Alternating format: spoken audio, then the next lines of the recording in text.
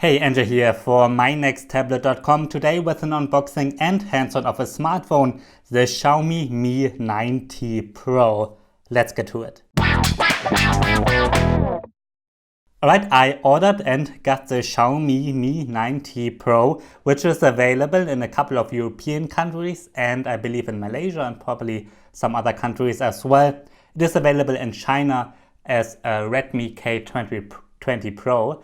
Yeah, Redmi K20 Pro, I believe that's the name in China and in another couple of other countries. So they had two phones, which are the same phones, but the names are different depending where you're from. Anyway, it's the first smartphone that's from Xiaomi that's directly available in Germany. Here, I paid 399 euro as an early starter sale, but usually it costs around 450 euros, and I'm sure prices are similar converted to US dollars elsewhere in the world. And yeah, you can see me unpacking the phone here. Let's check out the phone first. It has a quite nice design, a glass back. I'm sure we will see some fingerprints. And yeah, then we have a SIM eject tool. Sadly, there's no micro SD card slot, but at least you can eject the SIM tray. And then we've got quick start guide, warranty, and so on. And what's quite nice, we've got a small case here and then standard USB-C to Type-A cable, and then of course a charger.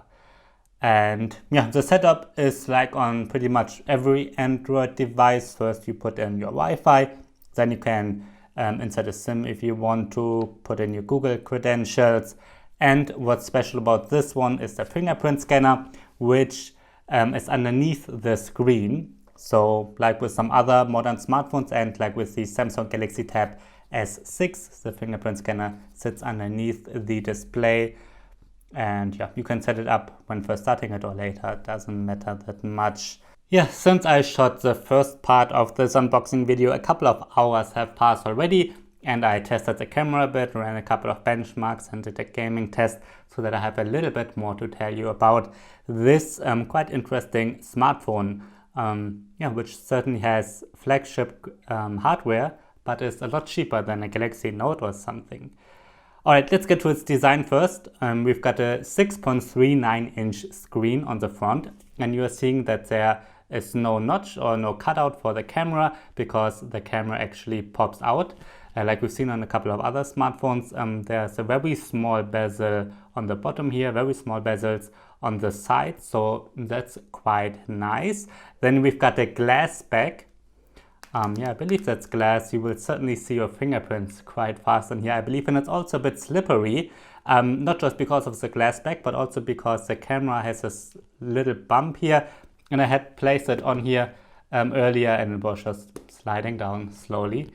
That's because of the slippery back here. I got the black version. There's also a blue version and a red version, and the red version looks quite nice, but that wasn't available in Germany yet where I got it. We've got 3 cameras on the back. There's an 8 megapixel telephoto camera, then there's a 48 megapixel main camera and a 13 megapixel wide angle camera, and then we've got an LED flashlight below it. By the way, the selfie camera has a resolution of 20 megapixels. The side here, the bezel, the frame, that's not metal, it's plastic. That's certainly a downside, and that's where you can see that it is not a super high-end premium device. It's a plastic bezel here around a plastic frame. Still seems to be well made. We've got the volume rocker here, and then the power button, and then on the bottom we've got one single speaker, and the sound quality of that speaker is actually pretty good. It's quite loud, but it's just one speaker, so you won't have any stereo separation. Then we've got a microphone, a USB-C port, and then the SIM tray. Let's quickly get it out so you can check it out. You can put in 2 SIM cards, so it's a dual SIM slot, which I really like because I travel a lot and I actually always have 2 SIMs in my phone.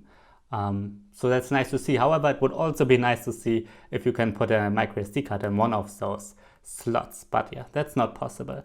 On this side we've got nothing, and on the top, what's really nice to see is we still have a standard headphone jack. That's nice. And then here's a selfie camera, again 20 megapixels. yeah, so much about the design of the Xiaomi Mi 19 Pro. Let's check out the screen. As I said, it's a 6.39-inch display with a tall aspect ratio, and it's an AMOLED screen, and that's probably made from Samsung, by Samsung. And it's a pretty nice one. Saturation is nice. I already used it outside in direct sun because it's very warm here right now. And it's readable. It's not the brightest screen ever, but it's certainly decent, and you will be able to use it outside without many issues. It has a resolution of 2340 by 1080. So basically it's a full HD screen, but a little bit taller towards the top. And on a 6.39-inch screen, I think the pixel density is fine. Everything looks nice and sharp, especially when you're used to tablet screens.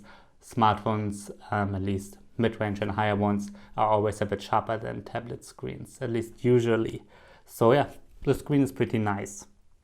Let's get to its internal hardware. Inside runs the Snapdragon 855 from Qualcomm, which is one of the highest end chips Qualcomm is making right now. So it's on the same level as pretty much every other high-end Android phone at the moment, which is nice. Then we get 6 GB of RAM and a 128 GB internal storage. In some countries you can also get it with 256 GB, but I got the 128 GB version. Again, there's no micro SD card, so no micro SD card slot, so you have to get the storage option that you want. We also get a 4000 milliamp hour battery, which is quite big, and it has Wi-Fi. There's an ad. It has Wi-Fi, Bluetooth, and NFC, and GPS, of course, it's included as well. I already did take some important screenshots. First of all, out of those 128 GB, 10.6 GB are used by the system out of the box.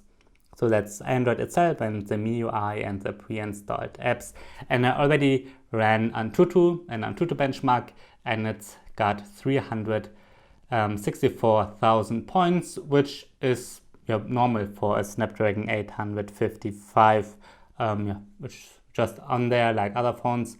And in Geekbench, it got 3,460 and almost 11,000 points in the multi-core test. And that again is very similar to other Snapdragon 855 devices like the Samsung Galaxy Tab S6, for example. That's the other Snapdragon 855 I'm using at the moment. And you can see my gaming test here right now. I'm running PUBG Mobile, and it looks really nice on the screen, and the graphics look really nice too. You can select HDR graphics, and the frame rate is set to extreme, and it runs very smoothly, and the graphics look really nice on here and on the screen as well. I quite like the display, and so it seems to be a really good gaming phone if you want to do a lot of gaming. However, while I played PUBG Mobile, the phone got quite hot. So that's obviously a downside of high-end gaming. It will get quite hot.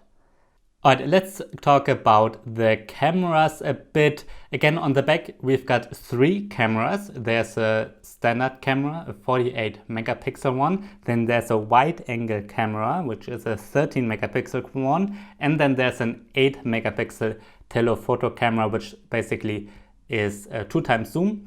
And the wide angle one is a 0.6 times zoom or zoom out. And we also have an LED flash, and again the selfie camera that pops out. Let me quickly show you. There, that's how you see it. It pops out like that. That one has a resolution of 20 megapixels.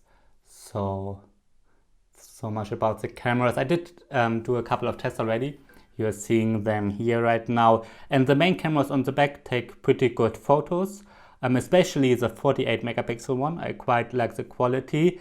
We don't have any optical image stabilization on any of them, so that's certainly missing from some other premium devices, but the image quality of the cameras is pretty good. The main camera takes the best photos, but the wide angle one is okay too, and the zoomed in one is alright as well. The same goes for videos. It's decent quality, not amazing, but certainly good. But I noticed that the telephoto camera is not used when you zoom in 2 times in video mode. It uses the main camera and crops into that one. So for video, the telephoto camera is not used. That's important to know. And you can see it in this example. It's quite noisy because it's cropped in from the main camera. So telephoto for video is certainly not ideal, but otherwise it seems to be fine. I read that a couple of people complained about the selfie camera, about the quality. You'll see an example 2 here, and to me it seemed alright. Nothing amazing again, but seems okay. I will certainly have to test that in more detail. By the way, there's no optical image stabilization, but if you are in video mode, then you can use electronic image stabilization, which works okay, but for that it obviously crops in the picture a bit. Alright, let's get to the software of the Xiaomi Mi 9T Pro. On it is running Android 9 Pie. Let's quickly confirm it here. And on top of Android 9 sits the MIUI in version 10.3.1. That's the current interface from Xiaomi. And as you can see already, it customized the interface really heavily, especially compared to vanilla Android. It also looks much different than the One UI or the Emotion UI. For example, the One UI is Samsung and the EMUI, the Emotion UI is Huawei's. And the design, you have to get used to it a bit. I don't think it looks bad, but I like vanilla Android too. But it doesn't seem too bad to me. The app drawer is missing. That's a bit sad. I like the app drawer and you can't activate it. They've got tons of apps pre-installed. They've got their own browser, gallery, music, their security feature. Then there's a calculator, FM radio, a compass, a screen recorder, and so on. Then obviously the Google apps are pre-installed, all of the standard ones, including the Google Play Store, by the way. Weather app, calendar, a files manager, Opera is pre-installed, the Notes app, Netflix, WPS Office, Facebook, and AliExpress are pre-installed. And by the way, I did a Netflix test already. You can watch Netflix in 1080p. I installed those benchmarks and the game myself. By the way, I also installed manual camera because with the standard camera app, you cannot take raw photos. And I wanted to try if that's possible on here, and it works with another camera app. You can take DNG photos and you don't have to take JPEGs, but that's the only file format the stock camera app supports. Alright, so I don't know what else to say about the software. There are really tons of settings. There's a double tap to wake, you can activate it. You can have raise to wake activated. However, with the fingerprint scanner, I don't need that. The fingerprint scanner works pretty well. Maybe not the super fastest, but it works. So you don't really need tap to wake or so. There's a dark mode, which obviously can be useful because we've got an AMOLED screen here. Where is it? Let's turn it on. And there are tons of other settings, blue light filters, themes. You can obviously change your wallpaper. You can duplicate an app, so you can log into 2 Facebook accounts, for example. I really have to go through all the software because I haven't used the MIUI in quite a while. Alright, that's my unboxing and hands-on of the Xiaomi Mi 9T Pro. My first impressions are pretty good. For the price, we get a really fast processor, just like on a premium device. We get a nice AMOLED screen and up-to-date software, Android 9, that's okay right now. And what else? We get pretty decent cameras on the back. Selfie camera seems to be okay as well. Obviously, some things are missing. We don't have a micro SD card slot. We don't have a metal frame. And it probably would have been nice, since we don't have any wireless charging anyways, to have a full metal body. It might be a bit better than having glass on the front and back. But besides that, it seems to be a really nice smartphone for its price. Especially we get really high-end internals, good cameras, a nice screen, and then we have to do some compromises. No metal, no micro SD card slot, no waterproofing, but we're getting a really fast phone so far for this price. I like it, but I will have to test it more thoroughly now, especially the cameras. I want to take a look at them in more detail too.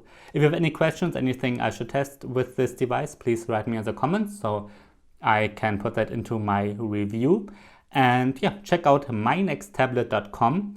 Usually I review only tablets, and on mynexttablet.com you can always see my current recommendations when you go to the best section, and there you can see which are the best Windows tablets, best Android tablets, best iPads, best tablets with keyboards, and so on. Yeah, if you're looking for a tablet, check it out. I'm NJ for mynexttablet.com. Thanks for watching and see you next time.